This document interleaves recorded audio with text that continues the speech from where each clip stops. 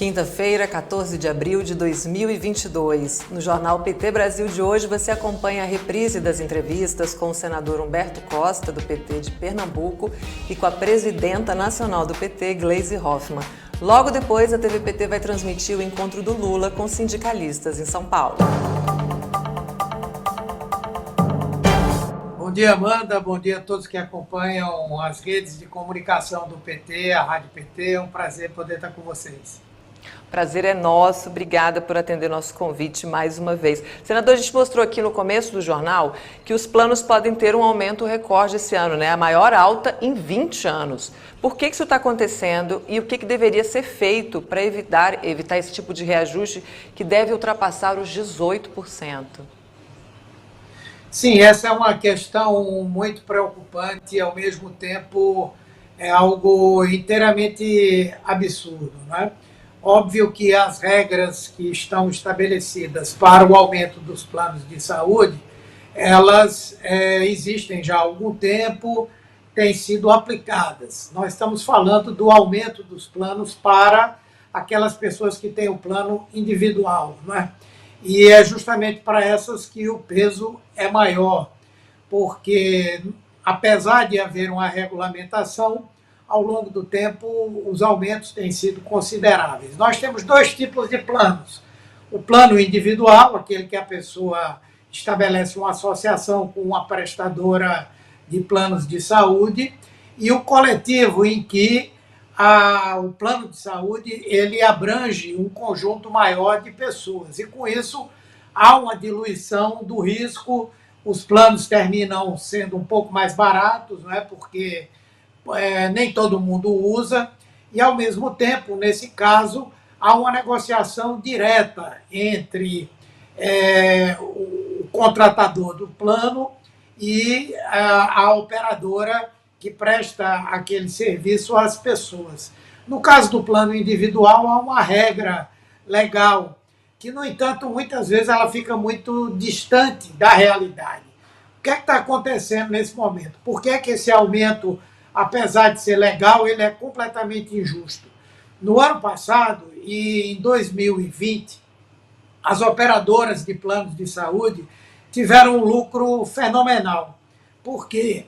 Porque, devido à pandemia, ao isolamento social e à necessidade de abertura de novos leitos hospitalares, inclusive de UTIs, para atendimento de pessoas com Covid, muitos dos procedimentos que os planos de saúde garantiam aos seus usuários não foram feitos.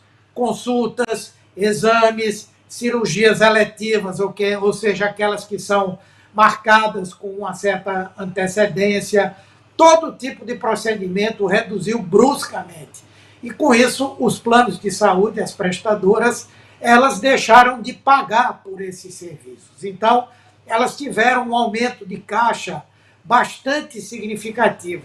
Além do mais, como as pessoas estavam preocupadas em não estarem desassistidas no momento da pandemia, da Covid-19, a inadimplência, ou seja, o número de pessoas que deixou de pagar os planos, mesmo com a redução da renda, caiu bastante. Então, esse é um momento em que as operadoras estão numa situação muito boa e que elas poderiam fazer pela população brasileira e pelos seus associados uma pequena concessão, que seria nós termos um reajuste bem menor do que esse que está sendo proposto.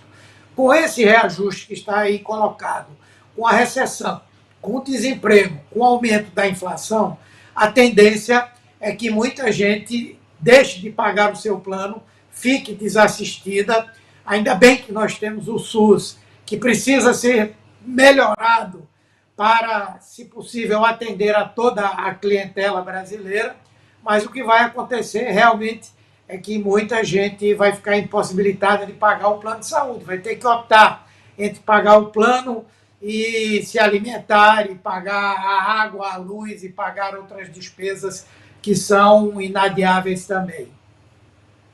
Senador, e no final do mês passado, o Bolsonaro ele autorizou um aumento do preço de 13 mil medicamentos, que é o maior também da década. Alguns subiram quase 11%. É impossível falar sobre esse assunto com o senhor e não lembrar do programa Farmácia Popular, né, que foi lançado quando o senhor era ministro da Saúde do Lula. E depois do golpe de 2016, o programa foi completamente desmontado. É importante explicar para a população que remédio caro é sim culpa do governo? Sim, com certeza. A farmácia popular, ela cumpria um papel muito importante. Os medicamentos para as doenças mais comuns, doenças crônicas e doenças que, inclusive, se não forem tratadas, elas conduzem a quadros mais graves, inclusive de custo maior para o sistema público de saúde, para as pessoas que têm que gastar do seu bolso os recursos para medicamentos e tantas outras coisas mais, não é? Tinha um papel preponderante.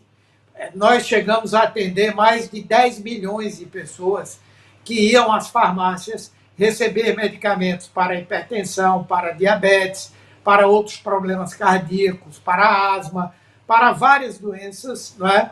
E que tinham um subsídio por parte do governo. Era bom para a indústria, era bom para as farmácias, mas principalmente era bom para as pessoas.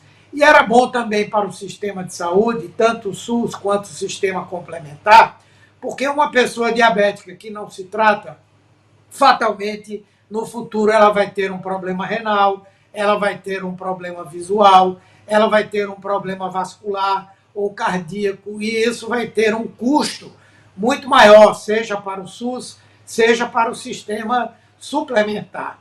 E Bolsonaro foi eliminando, reduzindo progressivamente esse programa. O Michel Temer acabou com o programa Farmácia Popular, propriamente dito, que tinha algumas farmácias bancadas pelo poder público, que vendiam medicamentos com até 90% de desconto. Eles eliminaram isso. E o Aqui Tem Farmácia Popular, que é exatamente o programa que promovia a distribuição gratuita de medicamentos nas farmácias privadas, teve uma redução muito significativa no seu orçamento e na oferta desses medicamentos à população. Então, é uma situação danosa. E a nossa expectativa é que, com a vitória do presidente Lula, com o Ministério da Saúde que esteja comprometido com o SUS e com a saúde de um modo geral, nós possamos ter a volta de programas como Farmácia Popular, nós possamos aumentar o acesso da população a medicamentos por intermédio do SUS e nós possamos atuar preventivamente para impedir que esse tipo de doença crônica ele se agrave e traga danos às pessoas e ao sistema de saúde também. Então, é gravíssimo isso que está acontecendo nesse momento. Os reajustes ficaram aí numa média de 11%, os medicamentos já são caros no Brasil, nós somos extremamente dependentes também, porque temos que importar muita matéria-prima, muitos insumos, e os medicamentos chamados biológicos, por exemplo, esses aí têm sido garantidos exclusivamente pelo SUS, porque os planos de saúde não garantem, as pessoas não podem pagar, há tratamentos que são caríssimos. Então, há muita coisa por se fazer para resgatar, para recuperar o sistema público de saúde no nosso país. E é plano de saúde caro, remédio caro, como o senhor bem lembrou, só o SUS para aplacar essa situação, né? Que é o único meio de garantir o acesso à saúde de maneira gratuita para toda a população. E ontem foi lançada a Conferência Nacional Livre, Democrática e Popular de Saúde, que acontece este ano em agosto. O senhor participou desse lançamento defendendo mais financiamento para o SUS e melhoria do atendimento. A gente queria mostrar também a participação de um outro ex-ministro da Saúde, como o senhor, que é o Arthur Quioro. A gente vai ver agora o que ele disse, então eu peço também para depois do vídeo, né, o senhor comentar a fala dele e falar da importância também dessa conferência. Vamos dar uma olhada. Nós vivemos a nossa mais grave crise sanitária. O SUS, por outro lado, é um projeto exitoso, mas que corre enormes riscos desde o golpe de 2016. A tentativa em curso de destruí-lo, de enfraquecê-lo, faz parte de um projeto criminoso que desconsidera o valor da vida e tudo aquilo que o SUS significou e significa na vida de milhões de brasileiros. Vejam agora, na pandemia de Covid, o seu valor. Se não fosse o SUS a defender a saúde de milhões de brasileiros, nossa tragédia teria sido ainda maior, ainda que era bem o que queria esse nefasto e criminoso governo Bolsonaro.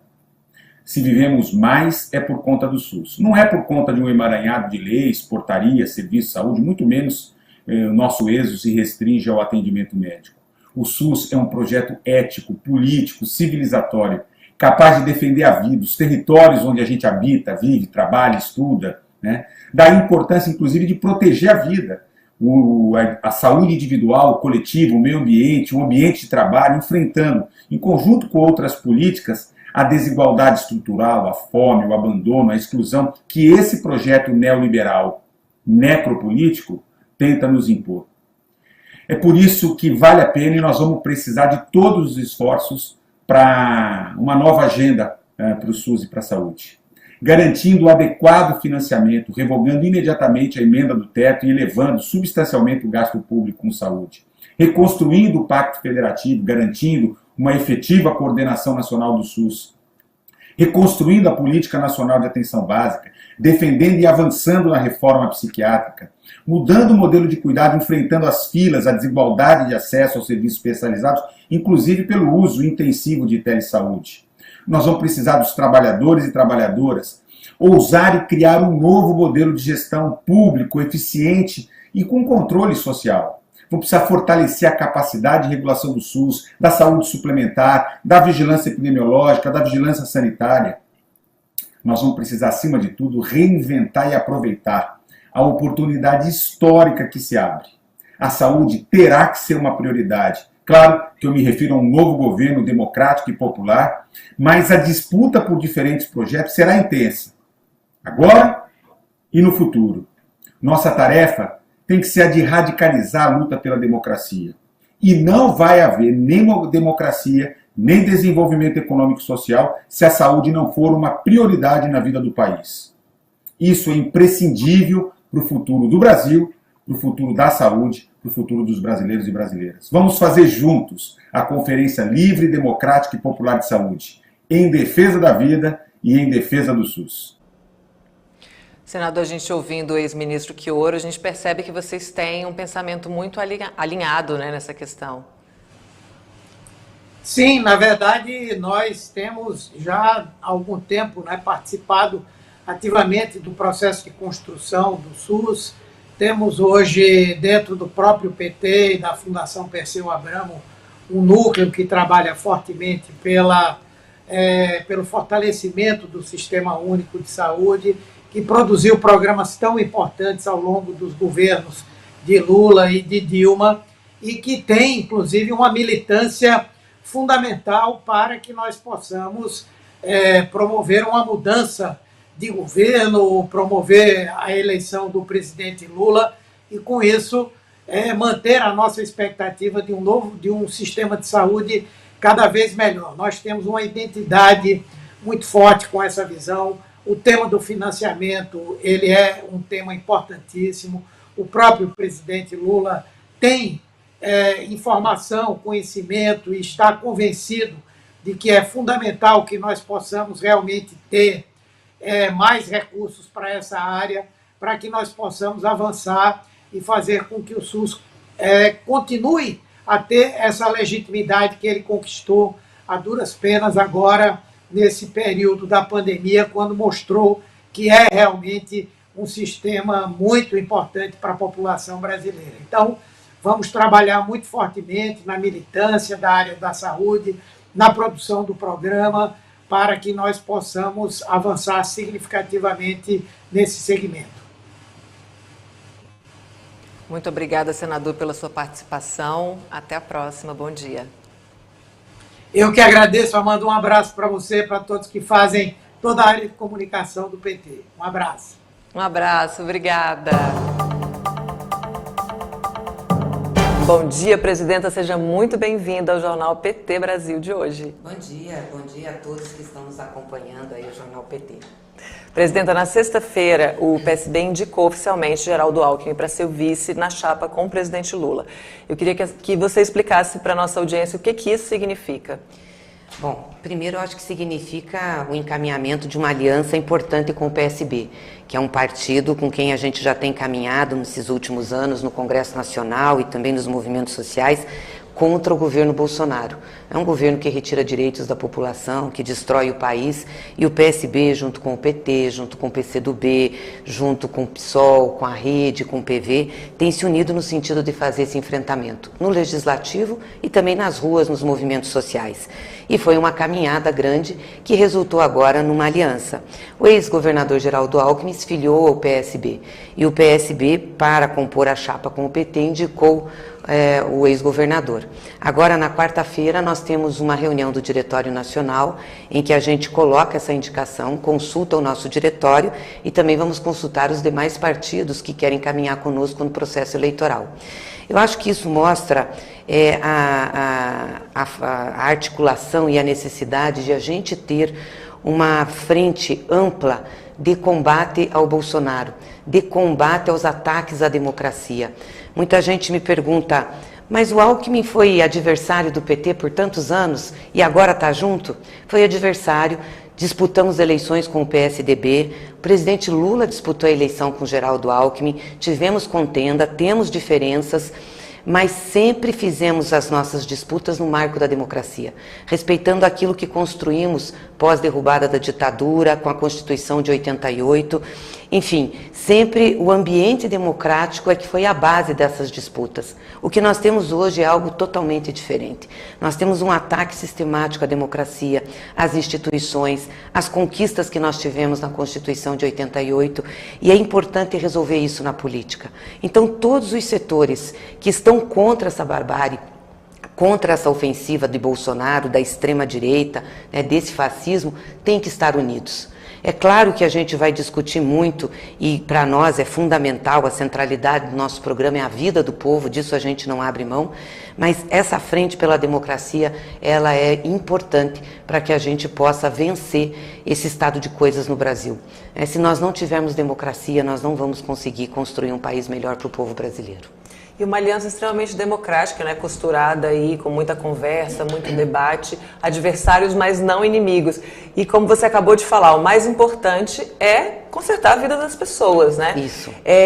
O debate mais importante, queria que você comentasse isso, o debate central agora é esse, não é questão de vice, mas como melhorar a vida do povo brasileiro? Exatamente, a nossa pauta é a economia popular. Como tira o país da crise?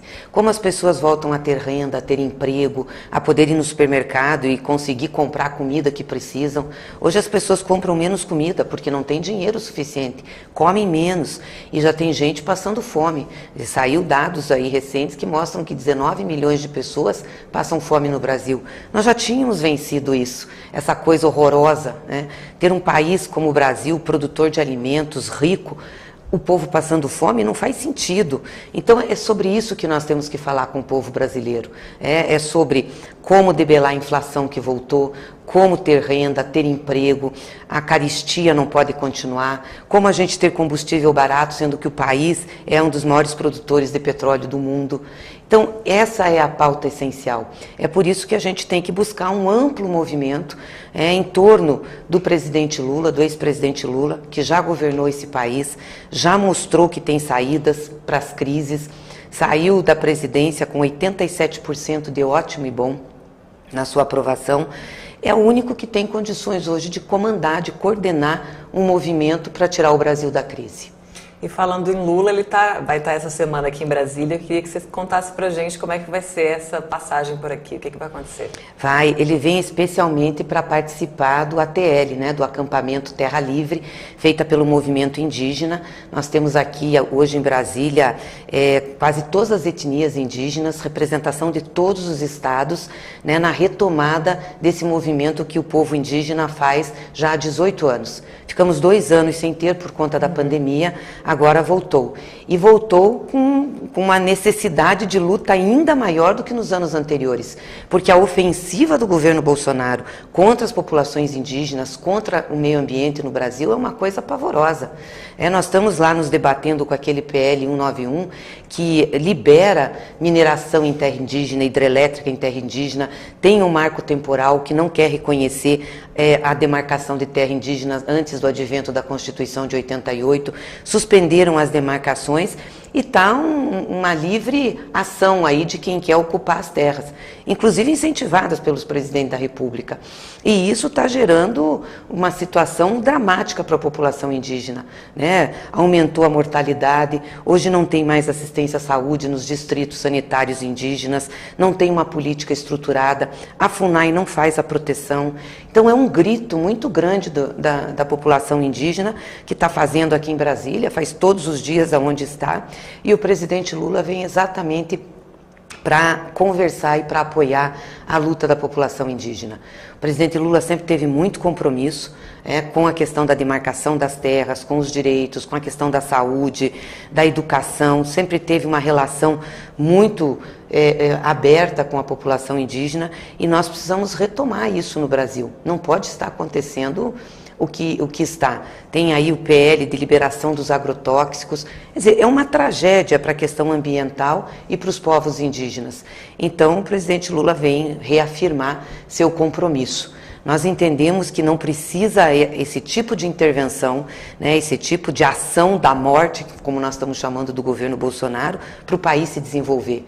Ou para as regiões, como a região norte, onde tem uma grande concentração da população indígena, se desenvolver. O desenvolvimento pode levar todos juntos, com a proteção, com os direitos, e é isso que nós queremos. Presidente, falando em mobilização, eu queria que você comentasse um pouquinho também sobre a importância da criação dos comitês populares de luta. Todo dia que no jornal a gente mostra uma experiência em alguma região do país. A gente tenta contemplar todas as regiões. Hoje, por exemplo, a gente vai falar de Sergipe. Fala um pouquinho sobre a importância desse momento de mobilização. Então, os comitês, eles têm a função de chamar a atenção da população para as lutas que nós temos que fazer agora no Brasil. Nós estamos num ano eleitoral, é certo, então temos uma oportunidade de mudar o estado de coisa que está aí, mas nós temos que dizer para o povo brasileiro o que está acontecendo e como a gente tem que se organizar para mudar isso. Nós podemos mudar o preço da gasolina, nós podemos baratear os alimentos, nós podemos ter emprego novamente, ter renda, ter condições melhores para o povo. Basta querer, isso é uma vontade política. A vontade política do Bolsonaro não é nesse sentido. A vontade política do Bolsonaro é para retirar direitos. Na realidade, é um governo dos ricos. Ele contempla a população mais rica. Faz financiamento de casa popular para quem tem dinheiro. Faz financiamento nos bancos públicos para quem tem dinheiro. O povo mais pobre não está tendo a proteção do Estado e nem políticas públicas estruturadas. Eles estão utilizando políticas que nós fizemos em nossos governos, como é o caso do Bolsa Família, que eles mudaram de nome. É a única coisa que eles continuam fazendo pela população mais pobre.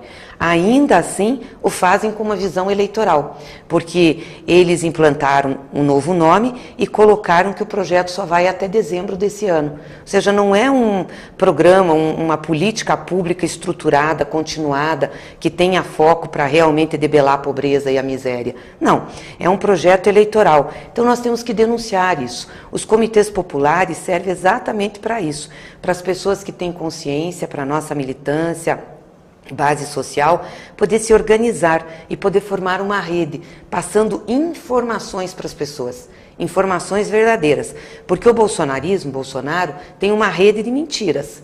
Eles têm uma rede, eles criaram seus comitês e mentem o tempo inteiro e desviam da pauta. Eles não querem discutir a vida do povo, eles querem fazer uma pauta de valores, de moral, de costumes, que não é e nunca foi e nem pode ser o foco da política. Isso é um debate da sociedade, isso é algo intrínseco das pessoas, do seu entendimento, da sua formação.